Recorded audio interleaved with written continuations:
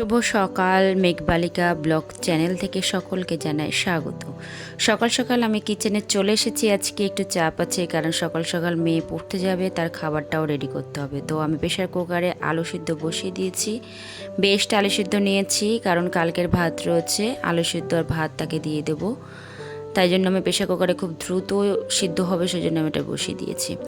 আলু সিদ্ধটা হয়ে গেছে, বেশটা গরম, তাড়াতাড়ি ছোলা যাবে না, সেজন্য আমি একটা আলাদা পাত্রে, মানে ওই পাত্রেই জলটা, গরম জলটা ফেলে দিয়ে আমি ঠান্ডা জল নিয়ে নিয়েছি, আর তাতে গরম আলুগুলো আবার দিয়ে দিয়েছি, কারণ ঠান্ডা হলেই আমি ওটা ছুলতে পারবো।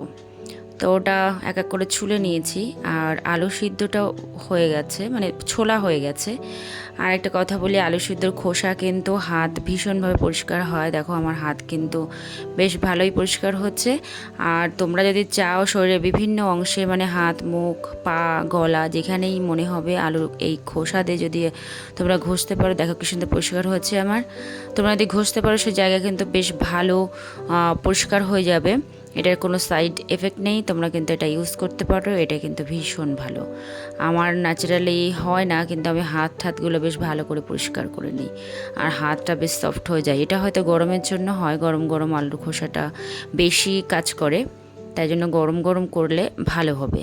আর আমি মেয়ের জন্য খাবার রেডি করে ফেলেছি। এখানে জাস্ট দুটো আলু সিদ্ধ নিয়ে, আর তাতে ঘি আর একটা লঙ্কা নিয়েছি। লঙ্কা যদিও খাবে না, তবু খাওয়ানোর চেষ্টা করব যদিও খায়। আর ঘি দিয়ে ওর সকাল সকাল ভাতটা খেয়ে নেবে আর পড়তে চলে যাবে।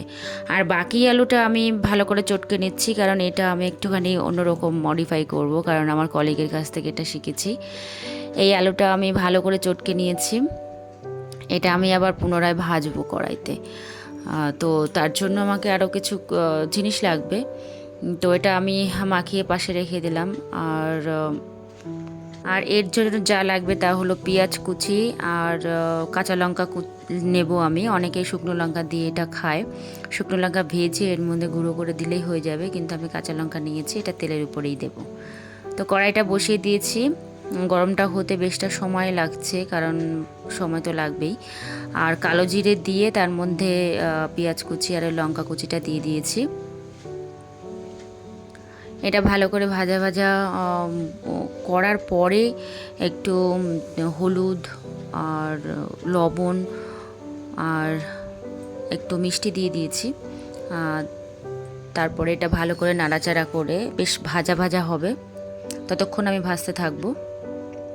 আর কাঁচা লঙ্কাটা বেশ নরম হয়ে গেছে, তারপরে আমি আলু সিদ্ধটা দিয়ে দিয়েছি।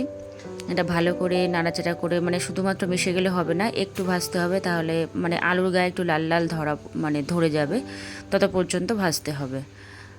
কালারটা বেশ সুন্দর চলে এসছে, এটা কিন্তু খেতেও বেশ সুন্দর। আমি কিন্তু একটু মিষ্টি দিয়েছিলাম, যারা মিষ্টি পছন্দ করো না তারা দেবে না, আর যারা কাঁচা লঙ্কা পছন্দ করো না, শুকনো লঙ্কা খেতে পছন্দ করো, তারা এই কাঁচা লঙ্কা বাদ দিয়ে শুকনো লঙ্কা জাস্ট আগে তেলের থেকে ভেজে তুলে নিতে হবে, তারপর এর মধ্যে গুঁড়ো করে দিয়ে দিতে হবে। সেটা কিন্তু টেস্ট আরও বেশি সুন্দর হয়। যেহেতু মেয়েরা খাবে আর আমিও খাবো, আমি শুকনো লঙ্কা খুব একটা মানে পছন্দ করি, মানে খেতে চাই না, সেই জন্য আমি কাঁচা লঙ্কাটাই দিয়েছি। কাঁচা লঙ্কাটাও তো সবাই জানো বেশ উপকারী। এই হয়েছে তার সকালবেলা ডাল দিয়ে পরিবেশন হবে। বাই।